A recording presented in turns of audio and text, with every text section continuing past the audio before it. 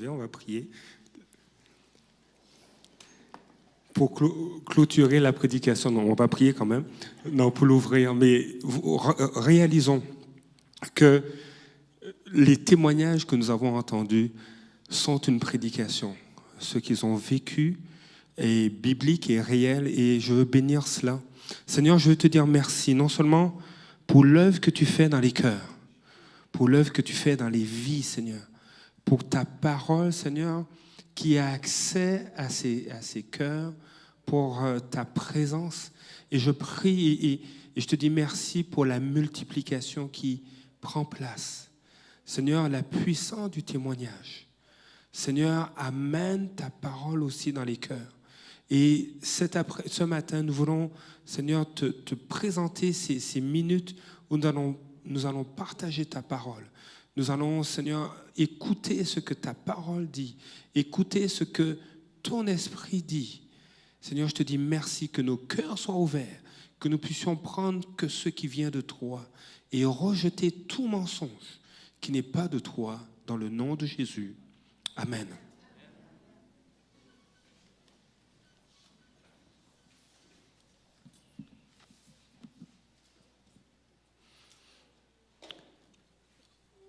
Vous vous rappelez, la semaine passée, nous avons eu notre premier culte familial ici, inaugurant le nouveau stage.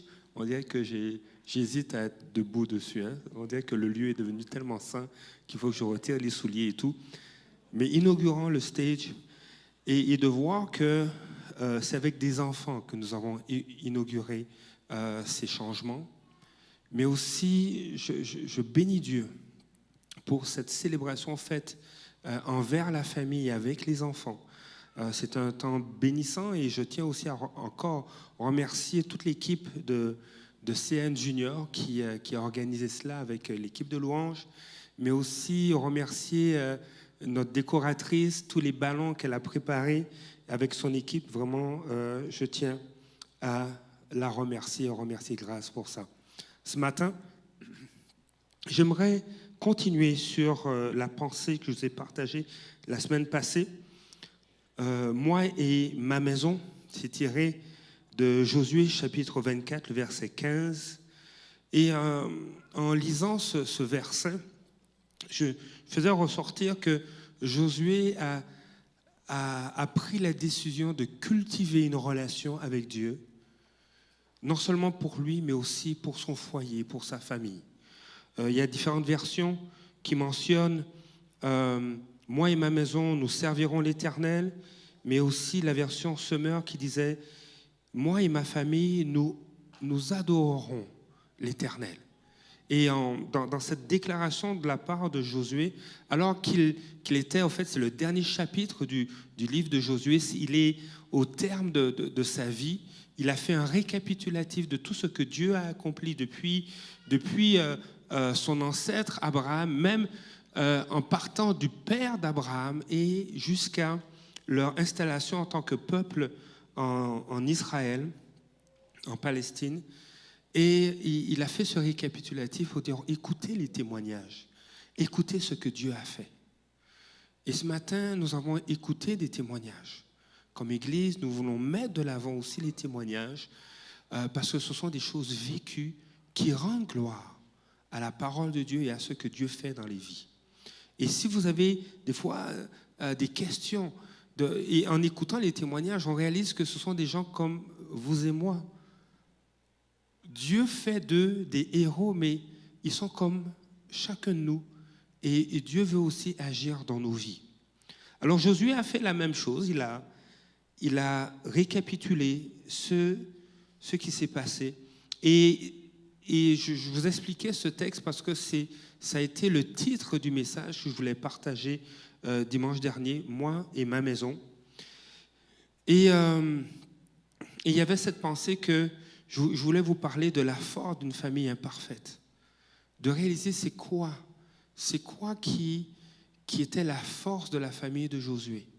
Et en réalité, si vous prenez le temps de lire la Bible, d'un couvert à un autre, Dieu s'est manifesté, Dieu s'est glorifié à travers des familles imparfaites. Et en partageant cela, je voulais faire ressortir 4 mensonges qui nous empêchent de grandir en tant que famille. Parce que Dieu nous appelle constamment à grandir. Si nous regardons, et j'ai eu le privilège, et je n'ai pas pris cette image dimanche dernier, mais si vous regardez une forêt ne cesse de grandir. J'ai eu l'occasion d'aller voir une forêt de séquoias aux États-Unis, et c'est des arbres qui ont 300 ans, 400 ans, 500 ans, et ils vivent toujours une croissance. En fait, lorsqu'une croissance arrête, on peut se poser des questions sur la santé de l'organisme vivant où la croissance s'est arrêtée. Et je crois qu'une famille ne cesse de grandir, est appelée à grandir. Et pour cela, pour pouvoir vivre cette croissance dans nos foyers, le couple doit continuer à grandir. Denis et Suzanne, lorsqu'ils préparent les ateliers aimés, ils revisitent les textes, les chapitres, et ils découvrent encore des choses que Dieu veut renforcer dans leur vie. Et ils acceptent, disent, Seigneur, ok, on va veiller sur ça. Merci Seigneur pour ta fidélité. Dimanche dernier, je vous ai parlé, étant donné qu'il y avait 4 mensonges que je voulais adresser à travers 4 histoires, je vous ai parlé de 2 histoires, celle de Jésus et celle de Gédéon. J'ai parlé de l'histoire de Jésus, ou plutôt de la famille de Jésus, pour nous faire réaliser que la famille de Jésus n'était pas une famille parfaite. Et que le premier mensonge qu'il fallait adresser et qu'il faut adresser dans nos vies, c'est de croire qu'il est nécessaire d'être parfait afin d'être utilisé par Dieu. Ou de croire qu'une famille en santé, c'est une famille parfaite. C'est un mensonge. Et en parlant de la famille, disons, une famille modèle, puisque Jésus a grandi au sein du foyer de Joseph et de Marie, on peut s'attendre à ce que cette famille était parfaite, mais ce n'était pas le cas. On le voit justement lorsque les parents ont laissé leur fils pendant 4 jours à Jérusalem, alors qu'il n'avait que 12 ans. Mais même plus tard, dans les évangiles, on voit les frères et sœurs de Jésus qui ne croient pas dans le ministère de Jésus. C'est l'aîné et ses frères et sœurs. Donc, juste pour vous rappeler, par exemple, l'épître de Jacques dans le Nouveau Testament a été écrit par le frère de Jésus. Donc, Jacques était plus jeune. Donc, vous imaginez, entre autres, Jacques ne croyait pas en l'appel de Jésus.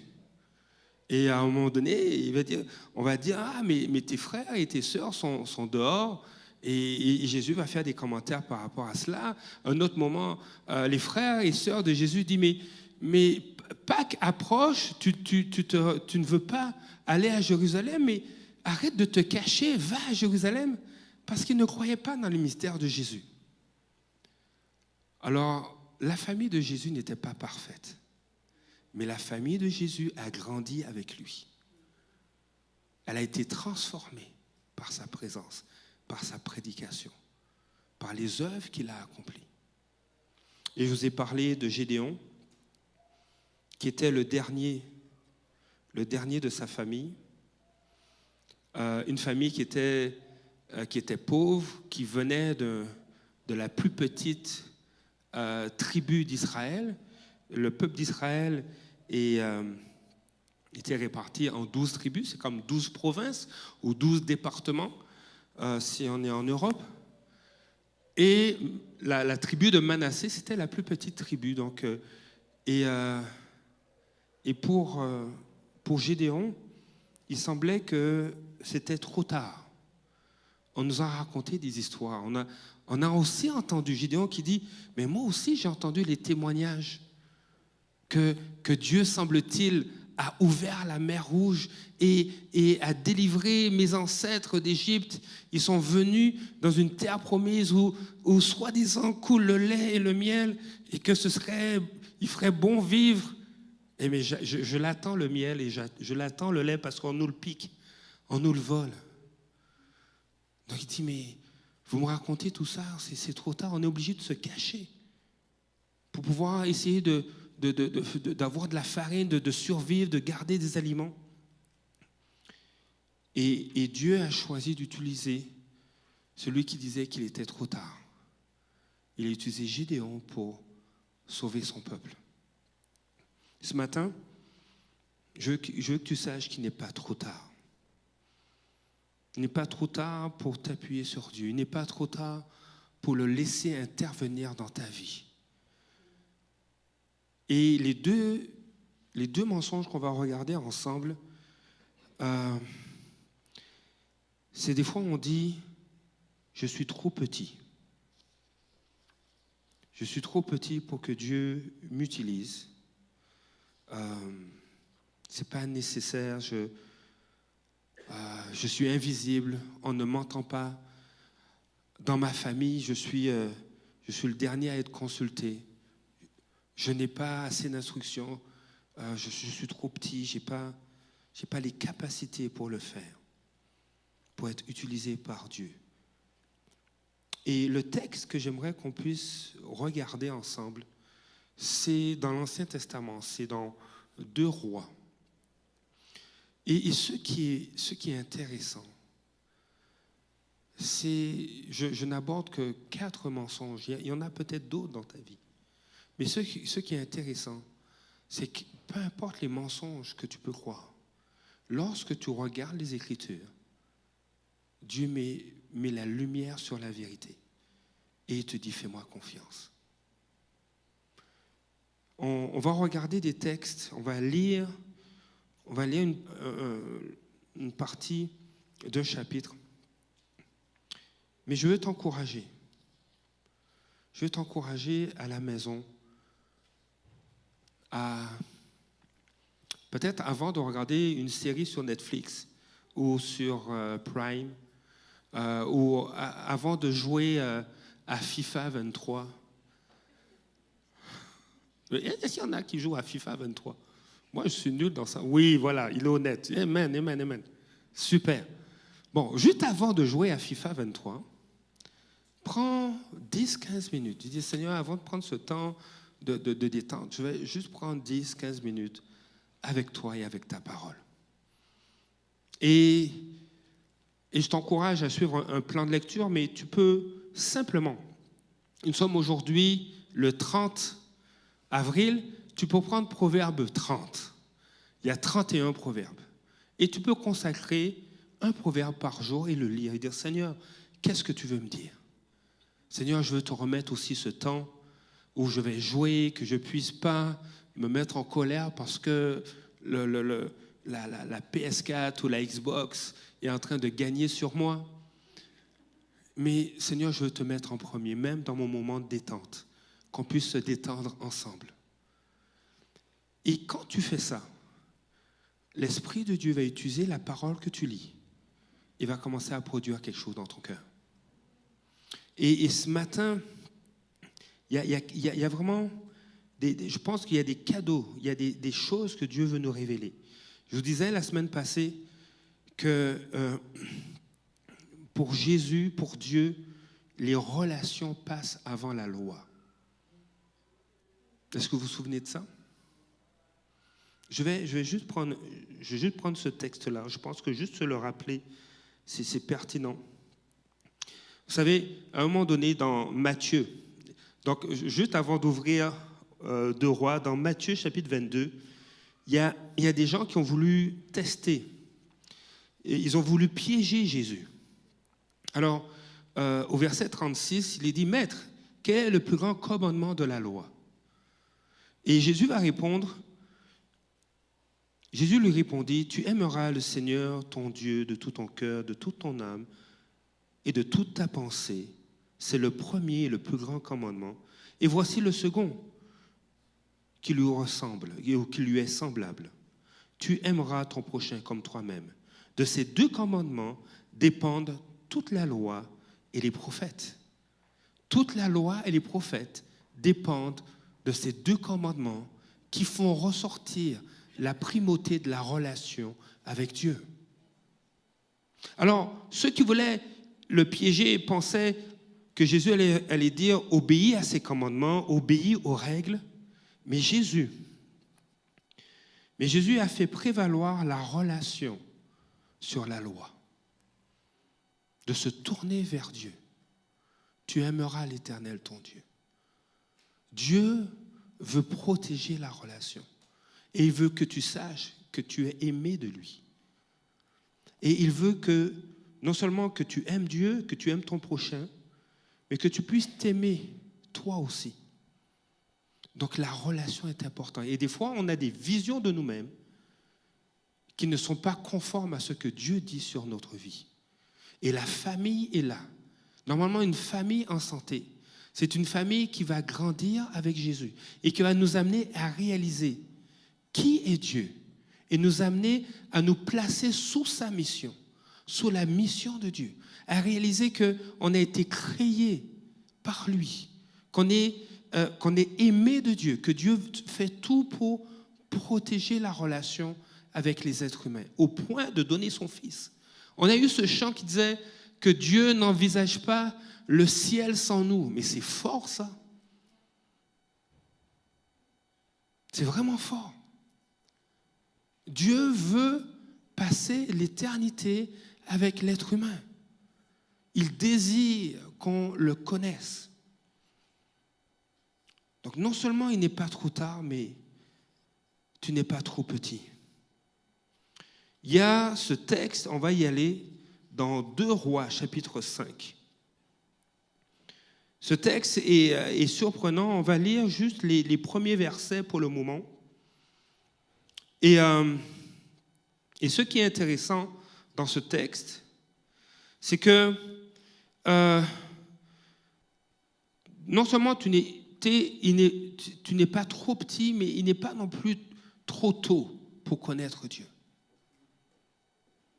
C'est pas trop tôt pour être utilisé par lui. Tu n'es pas trop petit ou c'est pas trop tôt pour voir sa main intervenir à travers toi. Et dans 2 Rois, et c'est intéressant de voir Dieu raconter l'histoire d'un ennemi du peuple d'Israël.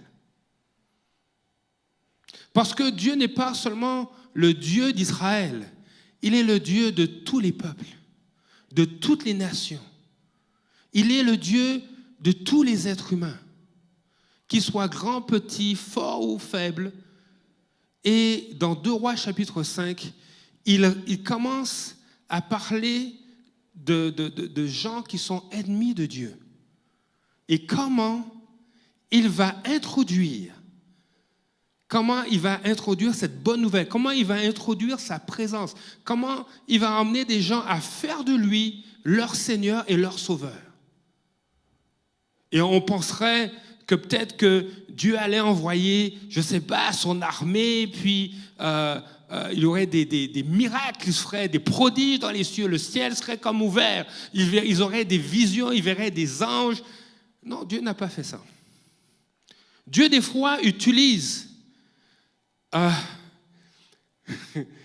il utilise des fois nos problèmes, nos épreuves pour se glorifier.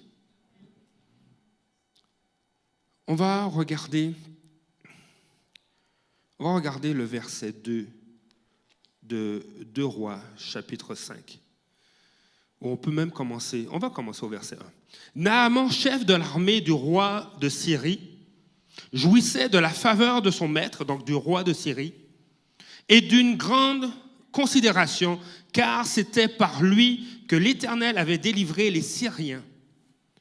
Mais cet homme, fort et vaillant, était lépreux ou avait une maladie de peau. Naaman était cet homme qui avait donné plusieurs victoires à son roi et à son peuple, des victoires contre le peuple d'Israël. Et moi, j'aurais aimé que les choses se passent. Tu sais, des fois dans notre vie, on aime que les choses se passent bien. Tu sais, on n'est pas des coureux de problèmes. Tu sais, on ne court pas après le trouble. Tu sais, on veut que ça se passe bien, on veut réussir, tu sais, on a des projets, on y travaille, on veut que ça fonctionne. Mais la vie n'est pas comme ça. Et la Bible en parle aussi. Au verset 2, on apprend qu'une situation a pris place dans cet écosystème de conflits militaires. Or, les Syriens étaient sortis par troupes et ils avaient emmené captive une petite fille du pays d'Israël qui était au service de la femme de Naaman. Et on s'arrête là. Des fois, la vie semble ne pas nous réserver de bonnes choses. T'imagines cet enfant, alors qu'il y a un conflit entre Israël et la Syrie. Et nous connaissons aujourd'hui plusieurs conflits à travers le monde. Un qui est très médiatisé, celui de l'Ukraine et de la Russie, mais il y a des conflits au Soudan, il y a des conflits partout sur la terre. Et quand on regarde dans les familles, dans les foyers, il y a des drames qui prennent place. Et Dieu voit ces drames-là. Et un drame qui s'est passé, c'est qu'il y a un enfant qui a été arraché à son foyer. La Bible n'en parle pas plus, mais elle est arrachée à son foyer et elle se retrouve au service de la femme de Naaman, qui est le général de l'armée qui a été impliqué dans cet enlèvement-là. Ça semble ne pas se passer comme on le souhaite. Mais à travers cela, le miracle de Dieu se prépare. Dans le verset suivant, on peut même penser que Naaman, au départ, ne souffrait pas de lèpre, que c'est une maladie qui est apparue. Et au verset suivant, on voit cette jeune fille dire à sa maîtresse, « Si seulement mon Seigneur pouvait voir le prophète qui se trouve à Samarie, il le guérirait de sa lèpre. » Nous avons ici une confession, je sais pas, une confession de foi qui se traduit par juste un encouragement, une déclaration. Elle, cet enfant qui a été enlevé, n'a pas été enlevé de sa relation avec Dieu. Elle qui a été arrachée à son foyer, n'a pas été arrachée à son Dieu. Une enfant. Et pour moi, juste ce verset m'encourage à dire, Seigneur, si cet enlèvement, si ce conflit peut être une illustration de conflits qu'on peut vivre aujourd'hui, que ce soit dans notre cœur, des conflits identitaires, des conflits relationnels, des conflits financiers, mais que ces conflits ne puissent pas m'arracher de ta présence. Que ces conflits ne puissent pas m'arracher de ma relation avec toi. Parce que ce n'est pas les circonstances qui vont définir ma relation avec toi. Mais c'est ma relation avec toi qui va avoir une influence sur mes circonstances. Parce que celui qui est en moi est plus grand que celui qui est dans le monde. Et cet enfant rentre, à cette époque-là, rentre dans un modèle familial. Parce que dans toute l'histoire de l'humanité, un foyer ou une famille a toujours évolué. C'est la famille à l'époque de Jésus, la famille à l'époque de Josué ou de Naaman, ce n'est pas tout à fait la même famille qu'aujourd'hui. On a cette vision père, mère, enfant, mais il y a des époques où la maison ou la famille incluait aussi des employés, des serviteurs, des esclaves, ou incluait les grands-parents, la belle-mère, le beau-père, et donc ça peut être beaucoup plus élargi. Mais quel que soit le format de la famille, Dieu veut intervenir. Et à cause de celle qui est trop petite, à cause de celle qui peut être dit, mais attends, c'est trop tôt là, t'es la petite, on ne va pas t'écouter. C'est trop tôt pour que tu parles. Attends d'avoir fini le cégep ou même peut-être le lycée ou l'université. Là, tu pourras commencer à parler. Attends d'avoir un emploi et là, tu pourras comprendre les vrais défis qu'on a. Mais avec Dieu, il n'est jamais trop tôt et on n'est jamais trop petit. Parce que cet enfant a emmené une révolution, une transformation dans le foyer de Naaman. Lui qui était le général en chef, il devait avoir de la prestance. Je ne sais pas si vous avez déjà côtoyé peut-être que vous avez côtoyé des dignitaires, mais il y a toujours une prestance. Il y a une fierté, pas loin de l'orgueil pour certains. Des fois, on est invisible. Tu les côtoies, puis... Naaman était peut-être comme ça, un dignitaire, avec plein de fierté. Mais il y a quelque chose en lui, il y a quelque chose qu'il vit qui le trouble. C'est comme, il a une tare sur sa vie, il n'est pas parfait. Il a la lèpre. Et qu'est-ce que cette jeune fille va avoir comme impact? On le voit dans les versets suivants. Parce qu'elle dit à sa maîtresse, si seulement mon Seigneur pouvait voir le prophète. Elle a une pleine assurance qu'en voyant le prophète qui est à Samarie, c'est comme si Naaman allait voir Dieu ou allait entendre une parole venant de Dieu. Si seulement il pouvait voir le prophète qui se trouve à Samarie, il le guérirait de sa lèpre. Il y a, dans l'Ancien Testament, il y a cette notion que lorsqu'il y a un prophète de Dieu, c'est que Dieu veut parler et peut agir. Il n'y a pas de doute. Et on va voir dans la suite du passage ce qui va prendre place, ce qui va se passer. Au verset 4, Naaman est ouvert à ce qui est plus petit que lui, à ce qui est plus jeune que lui. Est-ce qu'on est ouvert à ce qui est plus jeune ou plus petit que nous? Naaman alla dire à son Seigneur, la jeune fille du pays d'Israël a parlé de telle et telle manière.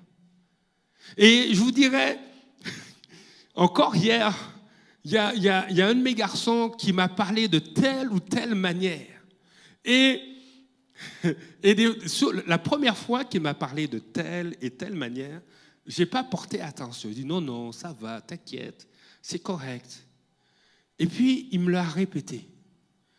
Il me dit, papa, tu n'arrêtes pas de travailler. Tu es toujours au travail. Et là, après la troisième fois, j'ai dit, OK, il faut que je fasse une pause. Il faut que je passe du temps avec mes enfants et ma famille. Être capable d'être à l'écoute. Mais ça m'a pris 3 fois quand même. Alors je prie, Seigneur, que ça puisse prendre qu'une seule fois. Mais Naaman, il a écouté cette jeune fille. Et je crois que pour nous, alors que Dieu veut qu'on grandisse, qu'on puisse écouter celui qui est plus petit que nous. Et que tu puisses réaliser qu'il n'est jamais trop tôt pour toi. Toi qui te vois jeune, j'ai encore le temps, mais c'est maintenant et aujourd'hui que Dieu veut t'utiliser, pas demain. Avant de continuer la lecture, j'aimerais inviter Stéphanie, parce qu'il y a un plus jeune qu'elle qui lui a parlé et qui a prié pour elle. Et je veux encourager les témoignages. Alors, j'ai demandé à ce plus jeune qu'elle, et puis le plus jeune m'a dit non, je ne veux pas parler. Alors, Stéphanie, je vais prendre un micro. La semaine passée, nous avions une rencontre de comité jeunesse et comité ado. Et toi, tu avais une situation de santé qui était pas le fun. Qu'est-ce qui se passait dimanche dernier? Bonjour.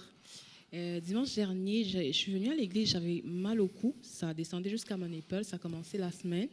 Puis ça m'inquiétait parce que je n'étais plus capable de continuer à faire ce que je faisais. Ça m'empêchait vraiment. Et on a eu une rencontre, puis on parlait d'autre chose. Puis le jeune a commencé à parler de son cours de sciences, je pense. Et il parlait de torticolis. Puis j'étais comme, oh, ça tombe bien, j'ai une torticolis. Puis après, le pasteur a dit, ben, on pourrait prier. Puis là, il a prié. Pour moi, c'était vraiment une courte prière, mais aussitôt qu'il a commencé à prier, la douleur est complètement partie.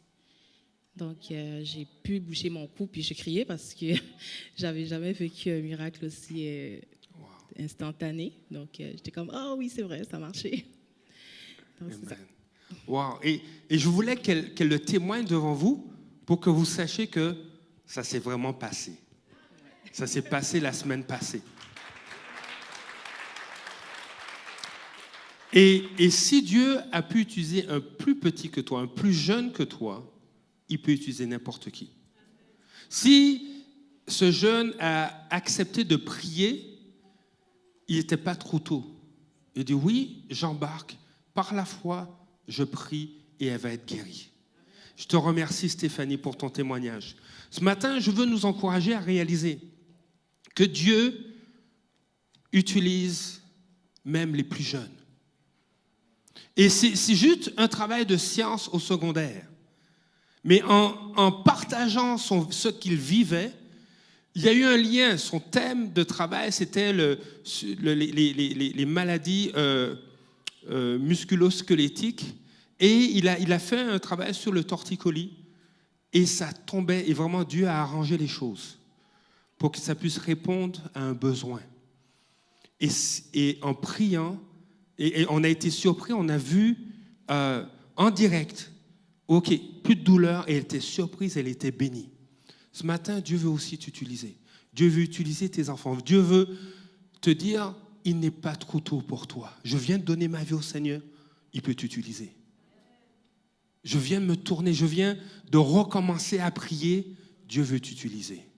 Et Naaman, ce qu'il a fait, c'est qu'il est allé voir son roi, et au verset 5, et le roi de Syrie dit, va, rends-toi à Samarie, et j'enverrai une lettre au roi d'Israël. Il partit, prenant avec lui 10 talents d'argent, donc à peu près 450 kilos d'argent, 6000 sigles d'or, environ 100 kilos d'or, et 10 vêtements de rechange. Il porta au roi d'Israël la lettre, et où il était dit, maintenant quand cette lettre te sera parvenue, tu sauras que je t'envoie Naaman mon serviteur, afin que tu le guérisses de sa lèpre. Après avoir lu la lettre, le roi d'Israël déchira ses vêtements et dit, suis-je un Dieu pour faire mourir ou pour faire vivre, qu'il s'adresse à moi afin que je guérisse un homme de sa lèpre? Sachez donc et comprenez qu'il cherche une occasion de dispute avec moi. Lorsqu'Élisée, homme de Dieu, apprit que le roi d'Israël avait déchiré ses vêtements, il envoya dire au roi, « Pourquoi as-tu déchiré tes vêtements? Laisse-le venir à moi, et il saura qu'il y a un prophète en Israël. » Naaman vint avec ses chevaux et son char. Il s'arrêta à la porte de la maison d'Élisée.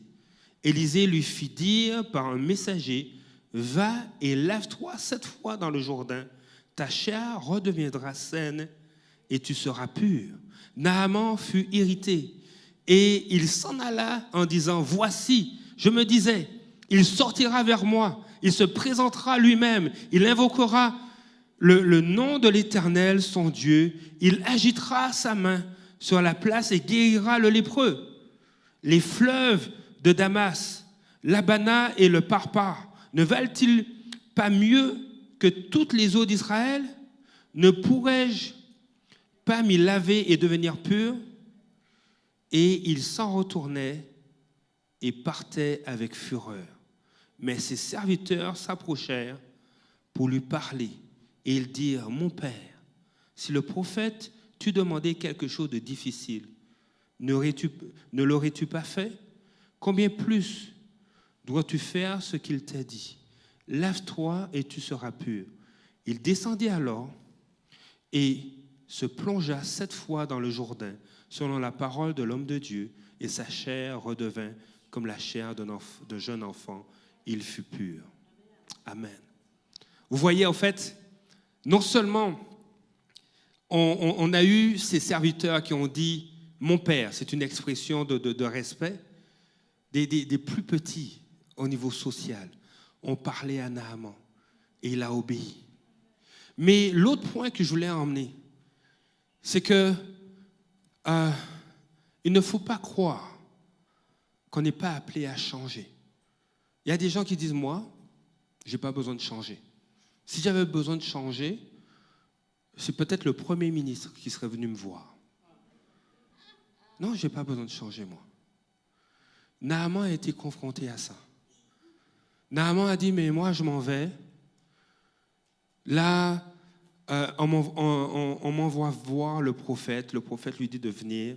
Il s'attend à ce que le prophète sorte. Peut-être, je ne sais pas, déroule un tapis rouge, dit à Naaman, viens, je vais prier pour toi, je vais agiter ma main. Ce sont peut-être des pratiques du Moyen-Orient.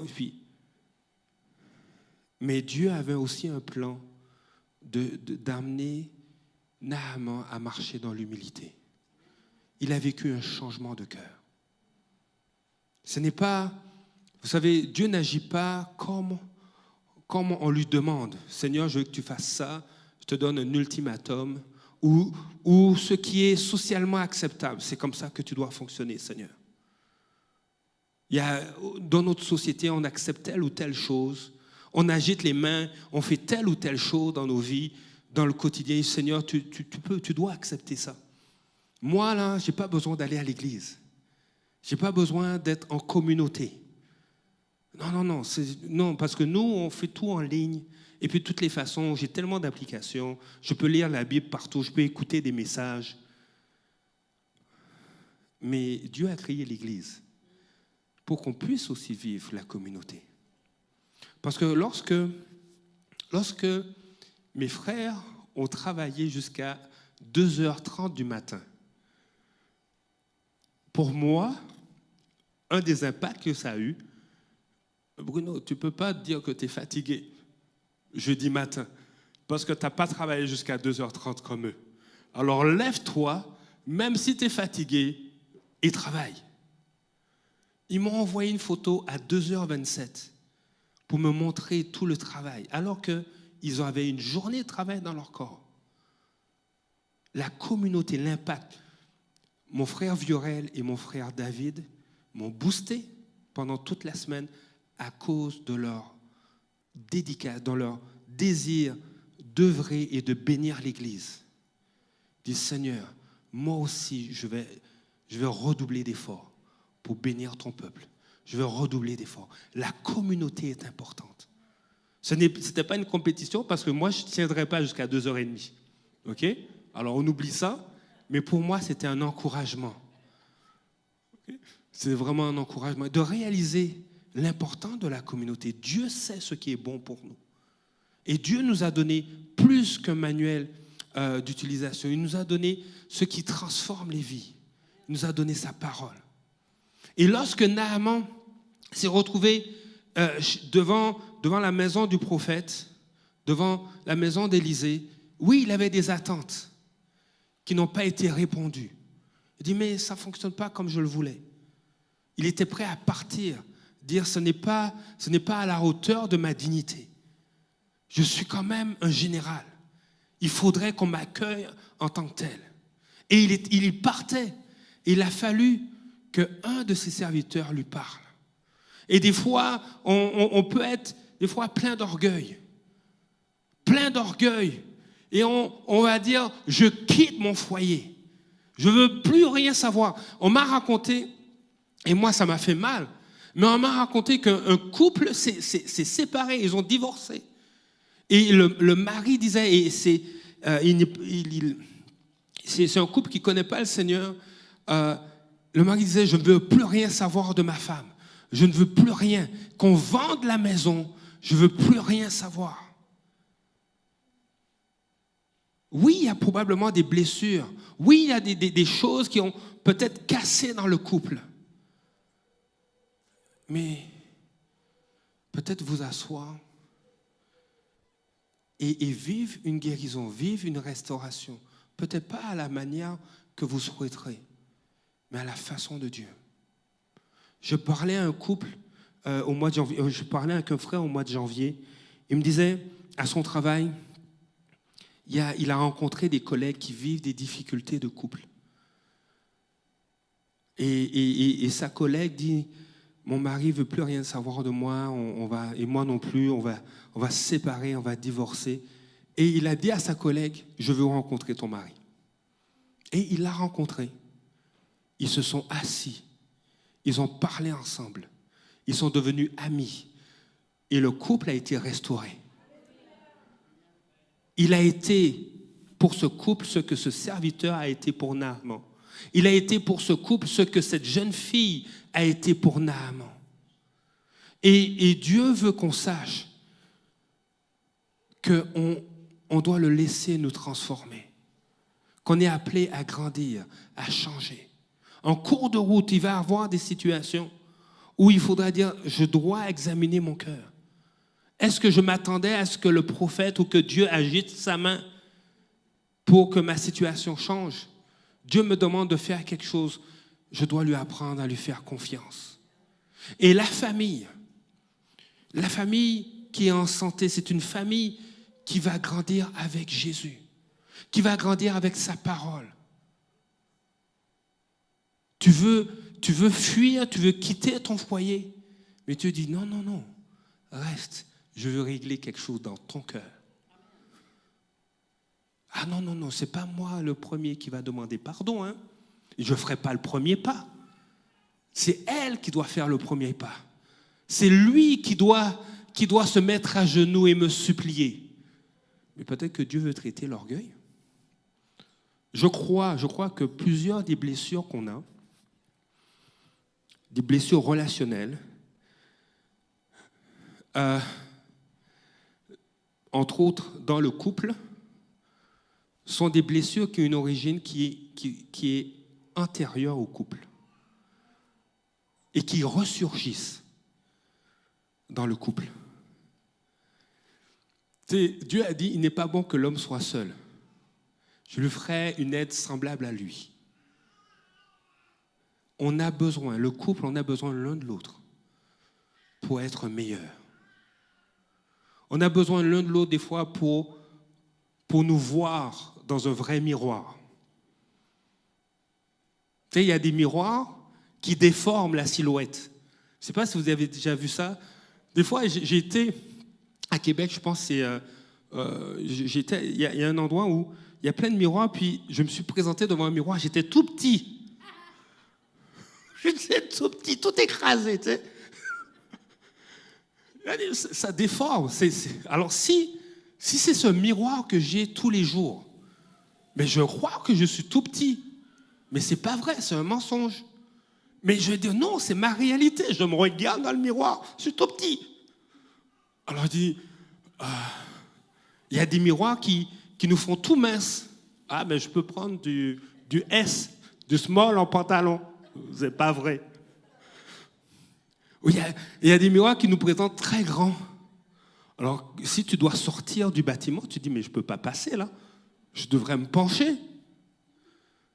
Mais dans le couple, notre époux ou notre épouse nous donne un réel reflet des fois de qui on est. J'entends une mouche voler là.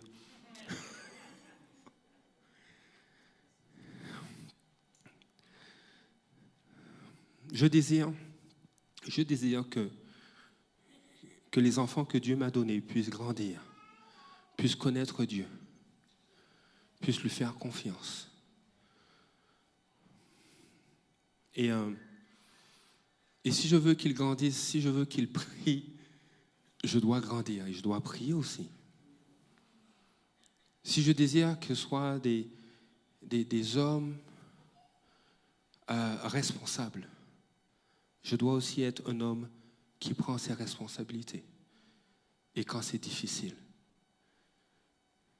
Naaman a eu cette dimension où il voulait grandir. Il ne voulait pas rester dans cet état. Il ne s'est pas enfermé dans l'orgueil, mais il a accepté que des plus jeunes ou des plus petits lui parlent. Il a accepté de changer. Et je crois qu'à travers les Écritures, on voit tous les hommes et toutes les femmes qui ont rencontré Dieu, qui ont marché avec lui, ont été des hommes et des femmes qui ont été transformés, qui ont changé. Ont été des hommes et des femmes qui ont accepté même que des plus jeunes, des plus petits leur parlent. Ont été aussi des hommes et des femmes qui ont été utilisés tôt par Dieu. Esther, une jeune reine, a été utilisée par Dieu. Ah non, je suis trop jeune, ou j'ai peur du roi. Ça, il s'est débarrassé de Vasthi avant, là. C'est pas évident, là. Qu'est-ce qui va m'arriver? Mais parce qu'elle a accepté ce que Dieu disait d'elle, elle a transformé l'histoire pour un peuple. Le jeune David, on parle du jeune David parce que c'est jeune que Dieu l'a utilisé pour terrasser un ennemi qui faisait trembler toute une armée.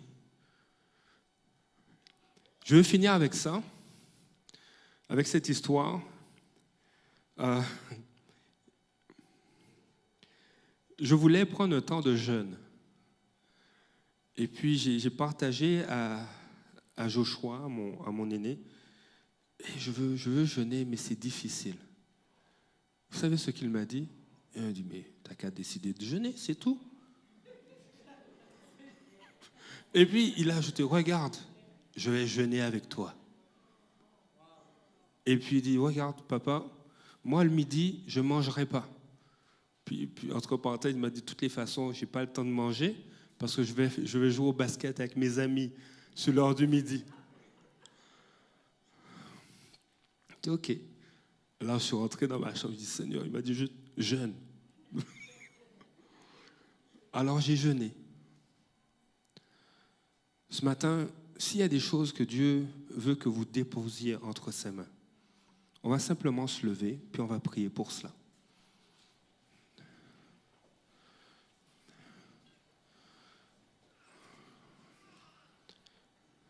Nous allons changer. Dieu nous appelle à changer, à vivre des transformations. Et de commencer là où on est. Naaman a commencé là où il était. La jeune fille qui a parlé à Naaman, elle ne s'est pas vue trop petite parce qu'elle savait qu'elle avait un grand Dieu. Et aujourd'hui, Dieu veut t'utiliser comme il a utilisé cette jeune fille. Peut-être que tu es dans une situation presque comme la sienne dans ton cœur. Tu dis, mais j'ai été arraché. Il y a des situations que je vis qui sont en train d'être oppressantes, d'être décourageantes. Mais j'ai un grand Dieu. Ce matin, je veux prier. Je veux prier et je veux qu'on prie ensemble. S'il y a des choses que tu veux dire, Seigneur, je te les donne. Je sais que tu me demandes de changer, mais je vais changer avec toi.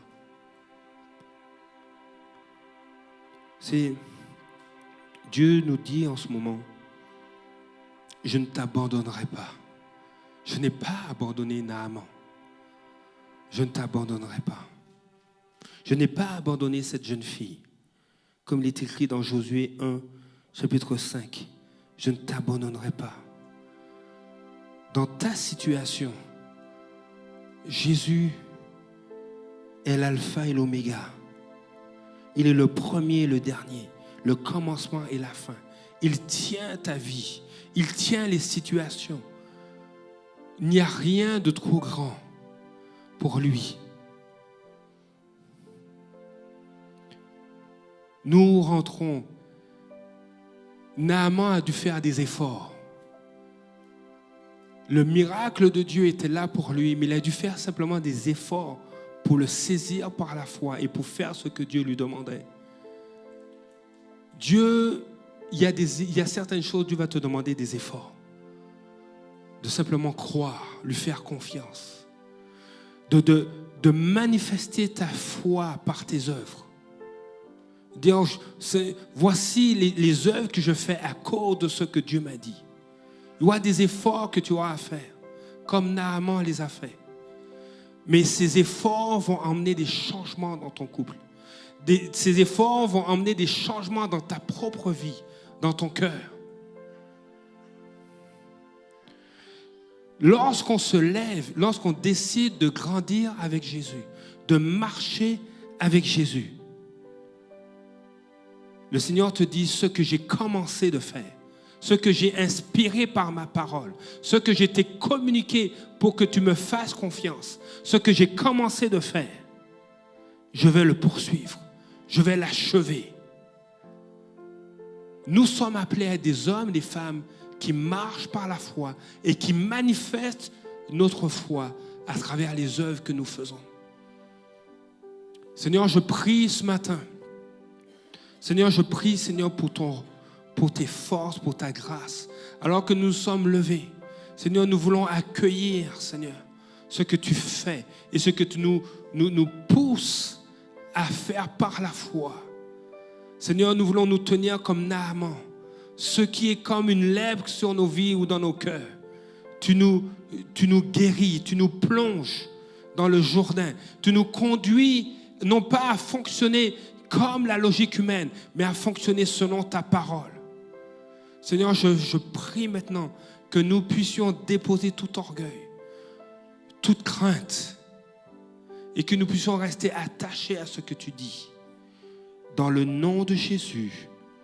Amen. Je vais vous demander de vous asseoir. On aura